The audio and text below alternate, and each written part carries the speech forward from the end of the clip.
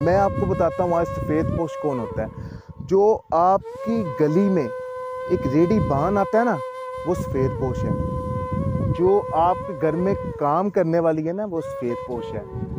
आपके कॉर्नर की नुक्कड़ के ऊपर बंदा जो बैठ के गुब्बारे बेच रहा है ना, वो सफ़ेद पोश है। याद रखिएगा, सफ़ेद पोश जो है वो आपको ज़ाहिर नहीं करेगा, उसको ढूंढना पड़ेगा।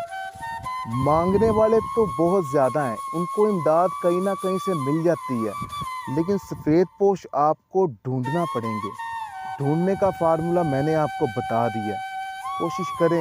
कोशिश करें आप खुदारा इस रमज़ान में उन लोगों को भी अपने साथ जो है वो शामिल करें, उनकी अफ्तारियों में, सहरियों में, और बिलखसूस रमज़ान के बिल्कुल आखिरी अयाम में जब ईद की तैयारियां शुरू होती हैं, लोग गहमा गहमी होती है, लोग शॉपिंग के लिए निकल पड़ते हैं, लेकिन वो बेचारे कहाँ शॉपिंग कर सकते हैं जिनके घर का एक वक्त का खाना बहुत मुश्किल चलता है।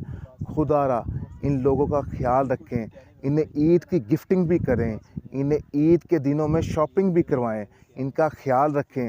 आप इनका ख्याल रखेंगे, वो ज़ात आपका ख्याल रखेगी। मेरी चीज़ ये आप अपने माइंड में रख लें, रमज़ान जो है ये एक मेगा सेल लेके आया है।